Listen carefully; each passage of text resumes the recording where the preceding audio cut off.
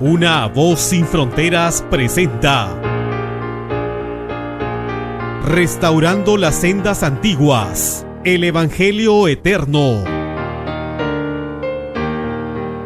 Vi volar por en medio del cielo a otro ángel que tenía el Evangelio eterno para predicarlo a los moradores de la tierra, a toda nación, tribu, lengua y pueblo.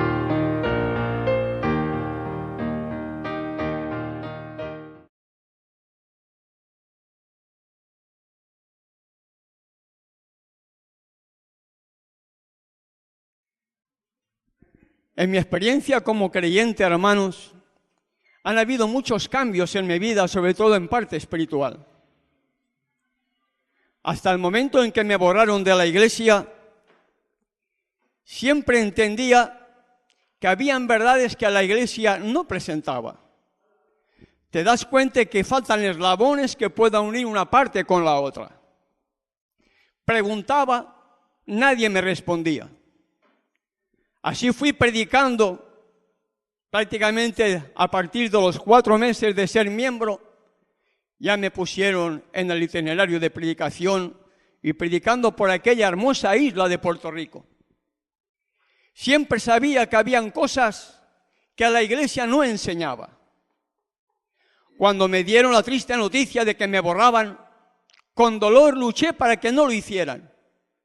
Finalmente pudo más el pastor que un servidor. Y me borraron. Quise volver a la iglesia. Pedía, por favor, reintégrenme en la iglesia. No. Inclusive hasta el presidente de la Unión Adventista Española, con quien creía que tenía una gran amistad, le dije, quiero hablar contigo. No tengo tiempo para hablar contigo, Farga. Quiero hablar contigo. Quiero que la iglesia me reintegre. No, no hay tiempo para hablar contigo. Entendí que no tenía que volver a insistir más, hermano. Y con dolor me quedé solo. En un mundo católico en España me quedé totalmente solo. Pero no estaba solo, hermanos. El Creador tenía preparado grandes cosas. Lo primero que entendí fuera de la iglesia es el mensaje de la justificación por la fe. 1997 fue el año en que yo entendí, hermanos, por primera vez qué es justificación por la fe y qué es lo que la iglesia había hecho al rechazar el mensaje de Minneapolis.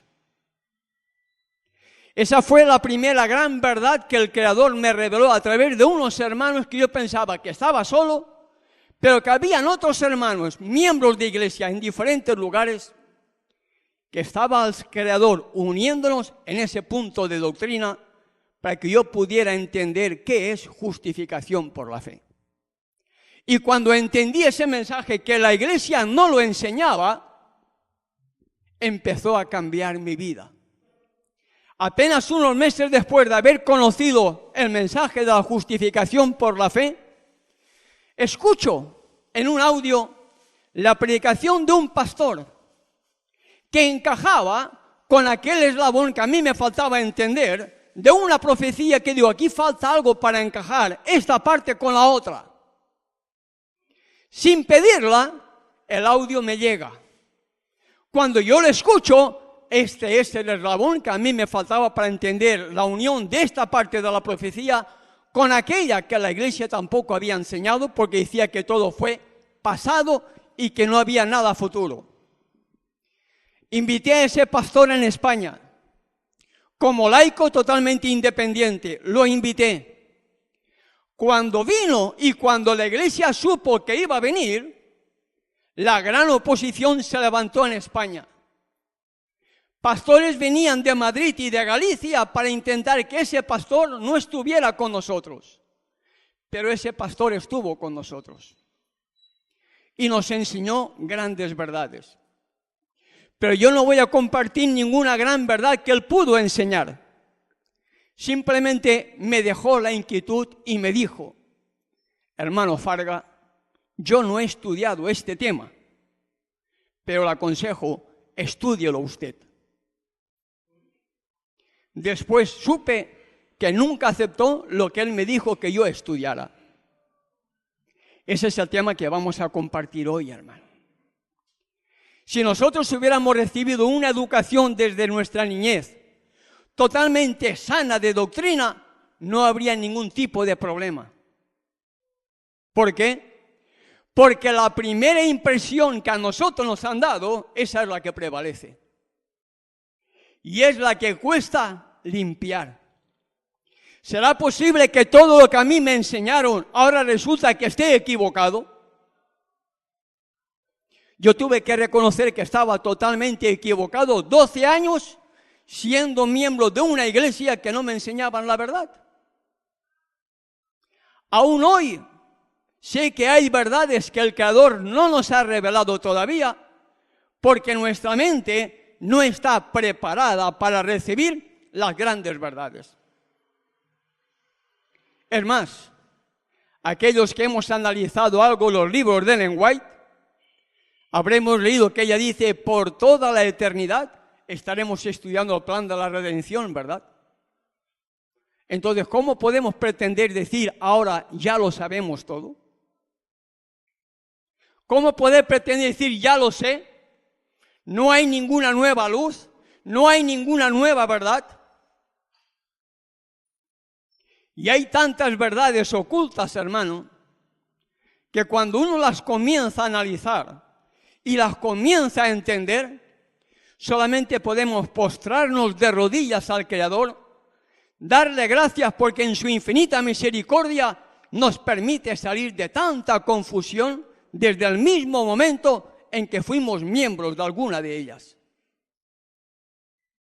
Cuando uno analiza el capítulo 14 de Apocalipsis, el versículo 8, el segundo mensaje, ha caído Babilonia, la gran ciudad que ha hecho beber a todas las naciones del vino del furor de su fornicación, nos incluye también a nosotros, hermano. No vayamos a pensar que nosotros estamos limpios. Nosotros hemos recibido una información babilónica y tenemos que salir de toda esa mala información porque el mensaje es, ha caído todo lo que tiene que ver con confusión.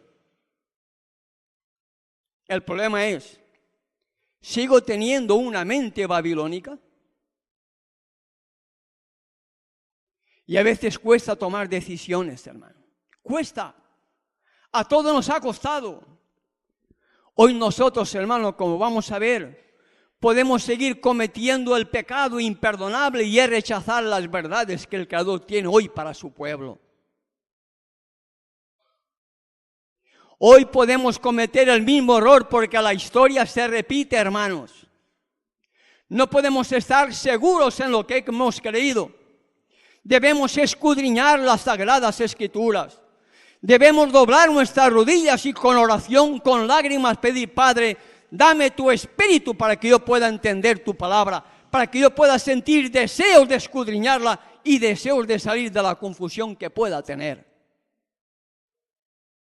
Pero parece ser que hay poco interés en estudiar, hermano. Parece ser que hay poco interés en salir de la monotonía que las iglesias nos han metido en la mente, pensando que simplemente por el mero hecho de ser miembros de iglesia ya somos salvos. Y cometemos el tremendo error, hermano. Cuando en el año 1998, cuando ese pastor me dijo, hermano Farga, estudie este tema, un servidor lo estudió, hermano. Estudié ese tema. Lo estudié comparando verso con verso. Y no tardé mucho tiempo en entender y comprender que lo que me había dicho aquel pastor era una verdad en el plan de la salvación. Hoy este mensaje es conocido a nivel mundial, no por Ernesto Farga, sino porque hay hermanos que han escudriñado lo mismo y lo están viviendo y lo están compartiendo. Espero que cada uno de nosotros podamos tomar nota, hermanos, para que podamos entender la verdad que hay. Vamos por ya, hermanos, a entrar en la primera parte, para entrar de lleno en la segunda. La primera va a ser como una especie de introducción a la segunda, donde vamos a estar compartiendo bíblicamente las verdades para este tiempo del fin. Leamos, hermano, Juan capítulo 5, versículo 39. Un verso que todos creo conocemos de memoria. Escudriñad las Escrituras, ¿verdad? Pregunto, hermano, ¿estamos realmente escudriñando las Escrituras? ¿Cuánto tiempo le dedicamos cada día al estudio de la Sagrada Escritura? ¿Cuánto tiempo le dedicamos al escudriñamiento de la misma? ¿Cuánto tiempo, hermanos? ¿Saben, hermanos, lo que significa el nuevo orden mundial? Ley dominical, dictadura a nivel mundial, todo el mundo bajo el poder de Roma, y el que no obedezca a Roma será perseguido, odiado, enjuiciado, torturado, muerto o lo que fuera. Pero no solamente es eso. La ley dominical o el nuevo orden mundial significa también, ¿qué cosa, hermanos? El fin del tiempo de gracia para nosotros. El fin de nuestro tiempo de gracia, porque primero el Creador sella a su pueblo, después viene el zarandeo con la ley dominical, el último acto del drama, como dice Ellen White. Y entonces, ¿qué esperamos nosotros, hermanos? ¿Cuándo vamos a doblar nuestras rodillas con humildad? ¿Cuándo vamos a gemir? ¿Cuándo vamos a clamar? Y pedir a nuestro Padre Celestial a través de su Hijo, dame poder para serte fiel, dame poder para obedecerte, dame poder para salir de mi mente confundida, para que pueda adorarte en espíritu y en verdad, sabiendo que nuestro tiempo de gracia se nos termina, hermanos. Ya no podemos seguir jugando en dos caminos. No es hora, hermano, de ir por el pie derecho por una parte y con el izquierdo por otro, porque finalmente nos vamos a perder.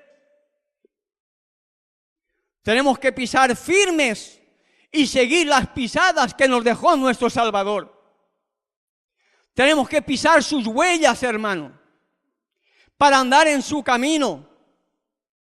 Por eso él dijo, escudriñad las Escrituras, porque a vosotros os parece que en ellas tenéis la vida eterna y ellas son las que dan testimonio de Él. ¿Cuál es el testimonio que estamos dando nosotros, hermano? ¿Qué es lo que ve nuestra propia familia en nosotros? ¿Qué es lo que ven nuestros amigos, nuestros vecinos? ¿Qué es lo que ven en nosotros? ¿Testimonio del Salvador o un testimonio mío totalmente contrario a la voluntad del Creador? ¿Cuál es el testimonio que el mundo está viendo en ti y en mí, hermano? Porque cuando uno escudriña la Escritura, es para que demos testimonio de nuestro amante Salvador. Juan 5:39, escudriñad las Escrituras. Veamos ahora, hermanos, segunda de Timoteo, capítulo 3, verso 16 y 17. Segunda de Timoteo, capítulo 3, versos 16 y 17, dice, toda la Escritura es inspirada por Elohim, Yahweh, y útil para enseñar, para redarguir, para corregir, para instruir en justicia, a fin de que el hombre de Elohim sea perfecto, enteramente preparado para toda buena obra. Todo lo que fue escrito por aquellos hombres de antaño fue inspirada por el Espíritu de Elohim. Pero cuando el hombre se pone a cambiar, o cuando el hombre se pone a traducir, puede cambiar conforme a su voluntad, como dice la misma mensajera y como dice también los mismos editores, de que esta Reina Valera, ya en el año 1602, contiene numerosos cambios en el texto. Por lo tanto, la Escritura, si hacemos caso a las palabras que pronunció nuestro Salvador en Juan 5:39, si escudriñamos la Escritura comparando verso con verso, nos tiene que llevar ¿a qué cosa? A enseñarnos. Nos va a enseñar, nos va a redarguir, nos va a corregir, nos va a instruir con una sola finalidad, para que seamos perfectos, enteramente preparados para toda buena obra. Esa es la finalidad de la Escritura. Para eso nos ha sido dejada. Y es para que la escudriñemos con oración, con humildad, para que podamos ver en qué hemos estado fallando. Segunda de Pedro, capítulo 1, verso 21. Segunda de Pedro 1, 21 dice: porque nunca la profecía fue traída por voluntad humana, sino que los santos hombres de Elohim hablaron siendo inspirados por el Espíritu Divino. Aquellos que hablaron, aquellos que escribieron, no escribieron por voluntad humana, no escribieron lo que quisieron, escribieron siendo guiados por el Espíritu Divino, por el Espíritu de Santidad, por el Espíritu Santo. Y mientras el Salvador estuvo aquí en la tierra, lanzó unas promesas y unas advertencias que deben ser también hoy una realidad, hermano. Mateo capítulo 16, verso 6. Mateo 16, verso 6. El Salvador les dijo: mirad, guardaos de la levadura de los fariseos y de los saduceos. Otra versión que tenemos dice: presten atención y tengan cuidado. Una dice: mirad, guardaos de la levadura de los fariseos. Otra dice: presten atención y tengan cuidado. ¿De qué? De las enseñanzas de los fariseos y de los saduceos. De aquella época. Cuidado con la enseñanza que os están dando. ¿Quiénes? Los fariseos y saduceos. Hoy el Salvador diría: cuidado, presten atención, tengan cuidado de lo que les han estado enseñando cuando estabais siendo miembros de iglesia allá afuera.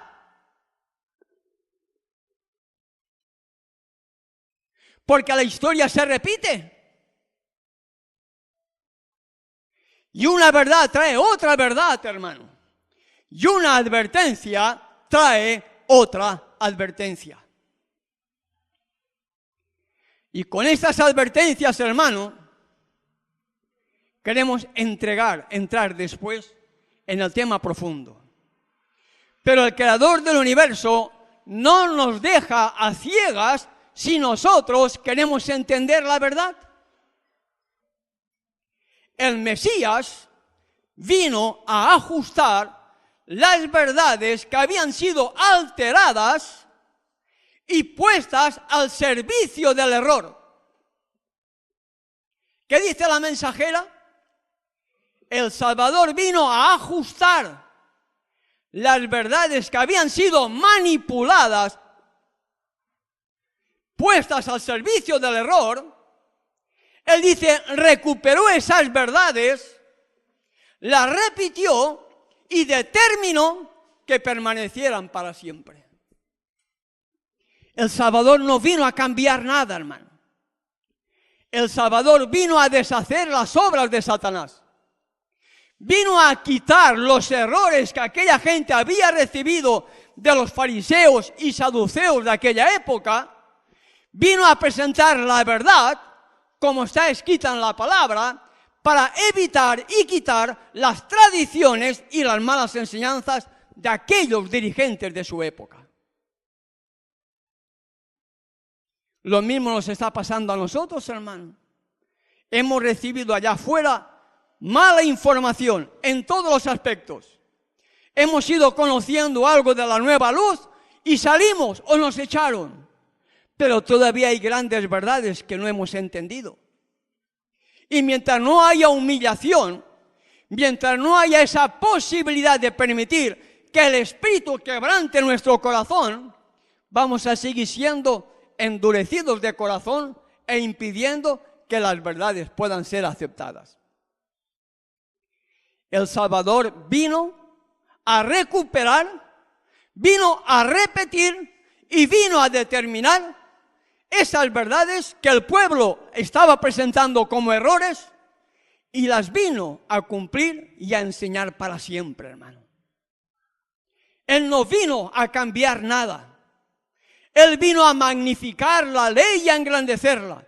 Y cuando yo entiendo qué es la ley, no puedo pensar solamente que eran los 10 mandamientos.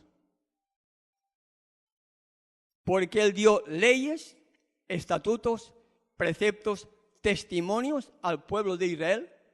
Recordó en el Sinaí, pero Abraham ya las guardaba. Él vino a magnificar la ley y a engrandecerla. Comentario bíblico adventista, Hechos capítulo 1, versos 7 y 8. Comentario bíblico adventista, Hechos capítulo 1, versos 7 y 8 nos dice, hablando del Salvador, no hizo nuevas revelaciones a los hombres. Salvador no vino a revelar algo nuevo. Ya todo estaba escrito. Él no vino a revelar nada nuevo. No vino a dar algo nuevo que el pueblo no sabía. Vino a abrirles el entendimiento a verdades que por mucho tiempo habían sido oscurecidas o tergiversadas por las falsas enseñanzas de los sacerdotes y maestros. Él no vino con alguna novedad. No, porque ya toda la verdad había sido ya escrita. Había sido dejada al pueblo. El pueblo fue llamado para ser luz. Por lo tanto, toda la luz el pueblo ya la tenía. Pero por la mala influencia de aquellos maestros de antaño y fariseos, habían estado enseñando, pervirtiendo las verdades que habían en la Sagrada Escritura, engañando al pueblo y levantando tanto prejuicio como lo sigue ahora. Pero el Salvador dice, no hizo nuevas revelaciones a los hombres, sino que les abrió el entendimiento a verdades que por mucho tiempo habían sido oscurecidas o tergiversadas por las falsas enseñanzas de los sacerdotes y maestros. Hoy diría lo mismo de aquellos sacerdotes modernos, de aquellos dirigentes modernos, de aquellos maestros modernos que por tanto años nos han estado engañando cuando éramos miembros de iglesia. El Salvador dio a sus discípulos verdades cuya anchura, profundidad y valor poco apreciaban y ni siquiera comprendían. Él vino a revelar esas verdades que dice que ellos ni siquiera apreciaban, ni siquiera comprendían. Y si aceptamos que Ellen White es la mensajera nuestra, miren lo que dice ella misma. La misma condición existe ahora entre el pueblo de Yahweh. La misma condición existe ahora entre aquellos y posiblemente entre nosotros. ¿Por qué? Porque no queremos aceptar las verdades que el Creador nos está presentando como no una nueva luz, sino como verdades que están ahí, pero que debido a la mala educación recibida, seguimos pensando que son errores. En Hechos capítulo 5, versículo 29, que dice, es necesario obedecer a Elohim antes que a los hombres. es necesario obedecer la voz del Creador antes que la voz de los hombres. El problema es, ¿estoy dispuesto a reconocer cuál es la voz del Creador? ¿Estoy dispuesto, hermano, a aceptar que he estado totalmente equivocado? Que puedo seguir estando equivocado porque mi mente todavía sigue con aquellas falsas enseñanzas recibidas por la iglesia que durante tantos años hemos sido miembros de ella.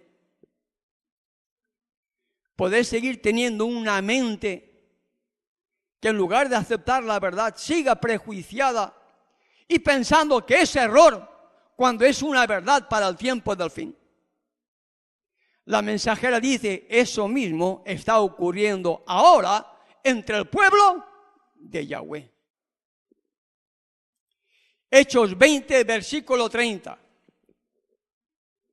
Y a veces tomamos pasajes y pensamos que son para aquellos que están allá afuera, para aquellos que son dominicales, para aquellos que no pertenecen a nuestra iglesia o cuando estábamos en la iglesia.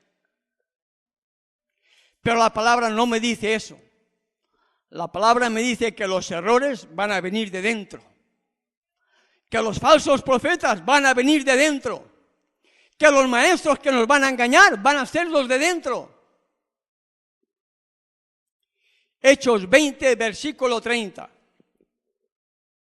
Y de vosotros mismos se levantarán hombres que hablen cosas perversas para arrastrar tras sí ¿a quién?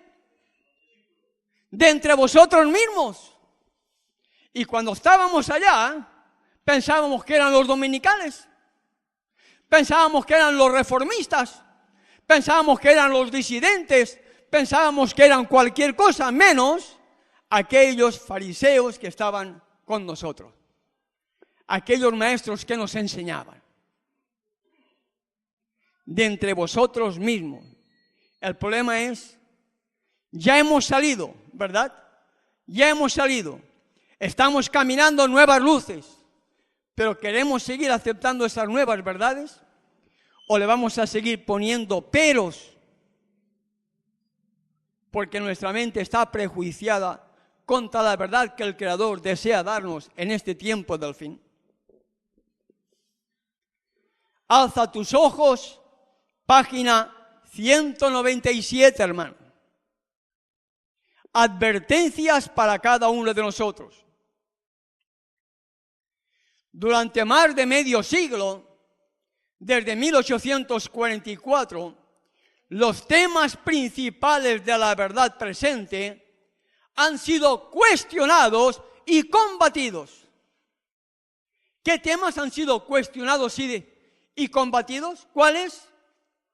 Los temas relacionados con la verdad presente, con la verdad que nos tiene que llevar a la eternidad, han sido cuestionados y combatidos en los primeros 50 años, dice ella, del surgimiento del movimiento adventista.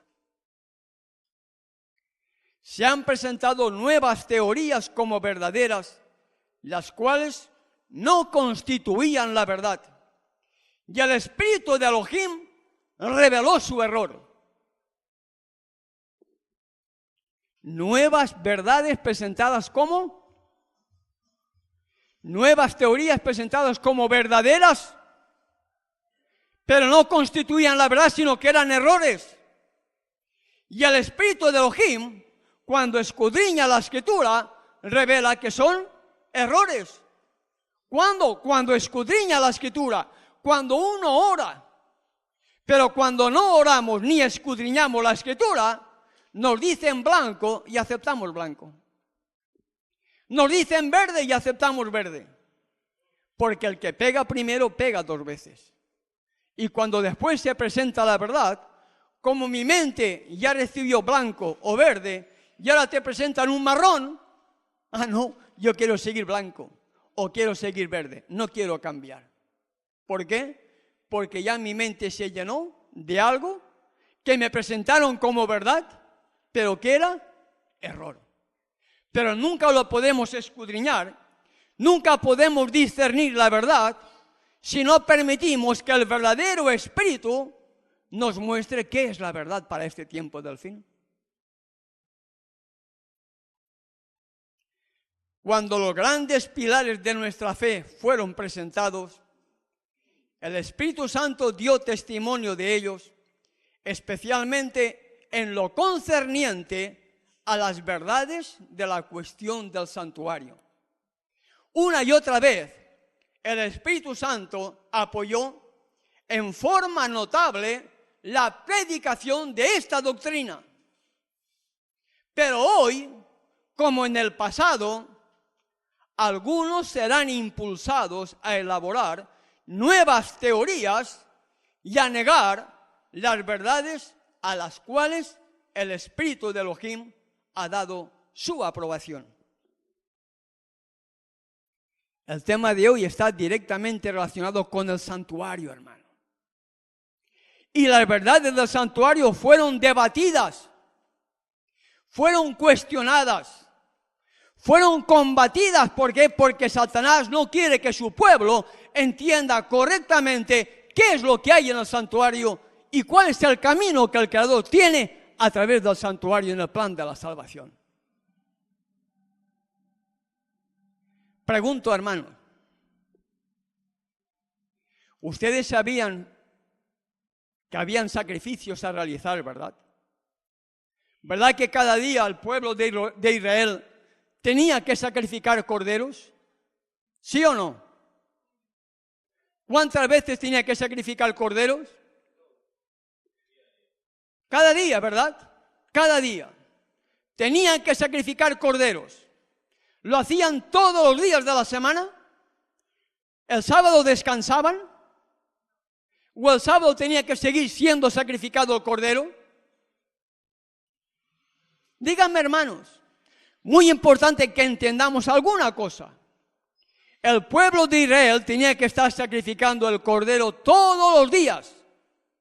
E inclusive, Números capítulo 28, versículo 9, nos dice: mas el día de reposo, 2 corderos de un año, sin defecto, y 2 décimas de flor de harina amasada con aceite como ofrenda.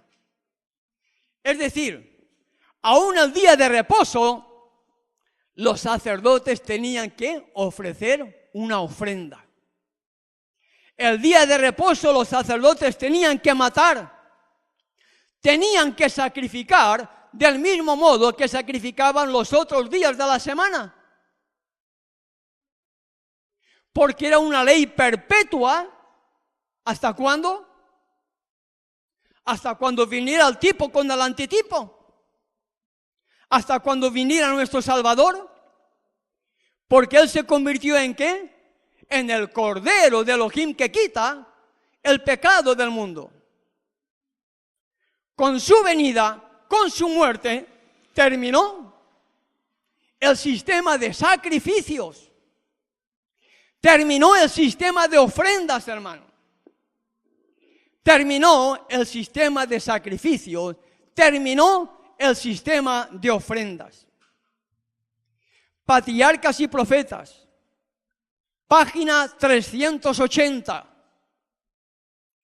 Muchos confunden estos dos sistemas y se valen de los textos que hablan de la ley ceremonial para tratar de probar que la ley moral fue abolida. Pero esto es pervertir las Escrituras. La distinción entre los dos sistemas es clara. El sistema ceremonial, escuchen bien, hermano, el sistema ceremonial se componía de símbolos que señalaban al Mesías, su sacrificio y su sacerdocio. ¿Qué símbolos? ¿Qué sacrificios? ¿Qué ofrendas? ¿Cuál, hermanos? ¿Cuáles eran esos símbolos y ofrendas que prefiguraban la muerte del Salvador? ¿Cuáles? Muy bien, hermanos, la muerte del cordero, la muerte del animal. El sistema ceremonial se componía de símbolos que señalaban al Mesías, su sacrificio y su sacerdocio. Esta ley ritual la ley de la muerte del cordero, la ley de la ofrenda por el pecado, con sus sacrificios y ordenanzas, debían los hebreos seguirla hasta que el símbolo se cumpliera en la realidad de la muerte del Mesías. El Cordero de Elohim que quita los pecados del mundo. Sigue diciendo ella, hermano. Entonces, cuando después de la muerte del Salvador, entonces debían cesar todas las ofrendas de sacrificio. Ya no hacía falta más muerte de corderos. Ya no hacía falta derramar más sangre, porque ya el Cordero de Elohim, el Hijo, se había convertido en el Cordero de Elohim que quita el pecado del mundo. Entonces debían cesar todas las ofrendas de sacrificio. Tal es la ley que el Mesías quitó del medio y la clavó en la cruz. Colosenses 2, versículo 14. ¿Cuál fue la ley que el Mesías clavó en la cruz, hermano? La ley del sacrificio, la ley de las ofrendas, la ley de la muerte del Cordero. Eso fue lo único que abolió nuestro Salvador. Eso fue lo que dice la mensajera y lo que dice la Escritura, que es lo que fue abolido con la muerte en la cruz de nuestro amante Salvador. La ley ritual, la ley de la muerte del Cordero. ¿Por qué? Porque el Hijo de Elohim se convirtió en el Cordero de Yahweh que quita el pecado del mundo. Estaban vigentes hasta que Él derramara su sangre colgado entre el cielo y la tierra. ¿Y qué pasó cuando Él dijo, Padre, en tus manos encomiendo mi espíritu? ¿Qué pasó, hermanos? ¿Qué pasó? ¿Qué estaba sucediendo en el templo? Muy bien, el velo del templo se rasgó en dos. Terminó la obra de mediación del sumo sacerdote. ¿Y qué más? El cordero estaba a punto de ser degollado y el cordero se escapó. ¿Ustedes creen que el cordero se escapó porque quiso escaparse? No, hermano, allí no había solamente un hombre, allí habían sacerdotes, varios. Podían haber tomado el cordero y haberle dado muerte. Sin embargo, el cordero, por la gran misericordia del Creador, y solamente Él sabe cómo y por qué, se escapó, hermano. Esa es la ley que fue abolida con la muerte en la cruz del Salvador. La ley de la muerte del Cordero. Pero la Iglesia nos enseñó algo más. La Iglesia nos enseñó eso y algo más. Y nos metió lo que vamos a estudiar después, nos metió dentro de la ley ritual, cuando lo que vamos a estudiar después no tiene nada que ver con la ley ritual. Porque la ley ritual hemos visto que hace referencia solamente a ¿qué? A la muerte del Cordero. Al derramamiento de sangre, hermano. Esa fue la ley que el Salvador vino a abolir con su muerte. Quitó la obra mediadora del sumo sacerdote terrenal y Él se convirtió en nuestro gran sumo sacerdote. Quitó la ofrenda del Cordero y ahora nosotros tenemos acceso directamente al Padre a través de Él. Esta es la ley que el Salvador vino a abolir cuando Él murió. La ley de la muerte del Cordero. La ley de la ofrenda por el pecado, porque Él se convirtió en nuestro Cordero y en nuestra ofrenda para poder tener acceso directo al Padre a través de Él, hermano. Esto es lo que el Salvador vino a abolir. Comentario Bíblico Adventista, tomo 6, página 1115. Las ceremonias relacionadas con los servicios del templo que prefiguraban al Mesías en símbolos y sombras fueron quitadas en el tiempo de la crucifixión, porque en la cruz el símbolo se encontró con la realidad simbolizada, tipo y antitipo en la muerte de la verdadera y perfecta ofrenda, el Cordero de Elohim. ¿Qué fue quitado con la muerte del Salvador? El sistema de sacrificios, hermano. La ley ritual, aquello que tenía que ver con la muerte del Cordero y con la ofrenda por el pecado. Hay muchas citas, hermanos, bíblicas y de lenguaje que apoya que solamente fue la ley de la muerte del Cordero lo que fue abolido con la muerte del Salvador. Sigue diciendo ella, Comentario Bíblico Adventista, tomo 2, página 988. Comentario Bíblico Adventista, tomo 2, página 988. La religión de los días de Moisés y de Josué es la misma que la religión de hoy día. Religión no ha cambiado nada. Lo único que ha cambiado, la muerte de los animales. Lo único, porque Él se convirtió en el Cordero de Elohim que quita el pecado del mundo. Pero que es el sistema de adoración, no ha cambiado, hermano. El sistema de adoración no ha cambiado. Por mucho que la iglesia nos diga que sí, no ha cambiado. Pablo dice que el Salvador es el mismo ayer, hoy y por la eternidad. ¿Por qué? Porque su verdad no puede ser cambiada. Por eso es evangelio eterno. Por eso es evangelio eterno. La adoración es ayer, hoy y por toda la eternidad. Perfecta obediencia a todo lo que el Creador dio después de la entrada del pecado. La religión de los días de Moisés y de Josué es la misma que la religión de hoy día. Pregunto, hermanos, ¿qué había en el arca? ¿Qué había dentro del arca? Muy bien, las tablas de la ley, el maná y la vara de Aarón, ¿verdad? ¿Qué había después al lado del arca? La ley de Moisés. Lo que el Creador le había dado a Moisés estaba al lado del arca. Escuchen bien, hermanos. La ley en el arca, dentro del arca. Lo que le fue dado a Moisés al lado del arca. ¿Dónde estaba el arca? ¿Dónde estaba el arca? En el lugar santísimo. ¿Dónde estaba la ley de Moisés? En el lugar santísimo.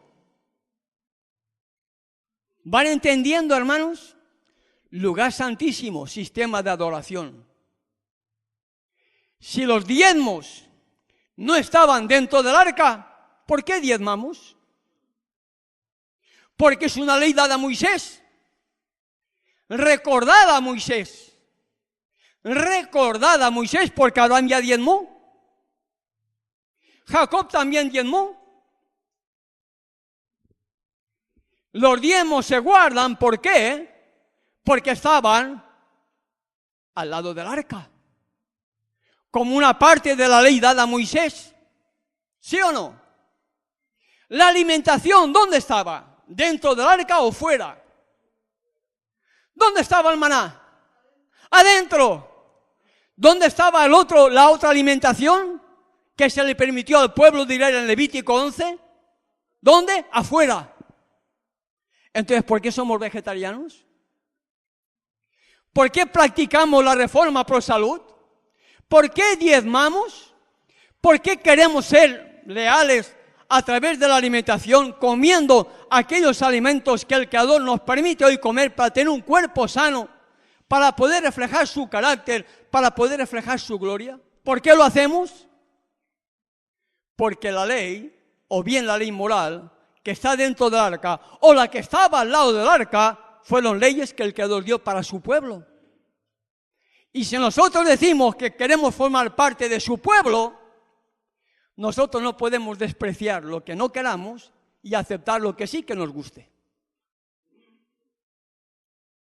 Porque entonces nunca podemos tener unidad de criterio. Y lamentablemente es tanta la mala información que hemos recibido que de la Escritura tomamos lo que nos interesa y dejamos aquello que no me interesa. Cuando aquello que no me interesa tiene que ver con el plan de la salvación. Porque Satanás es muy astuto, hermano.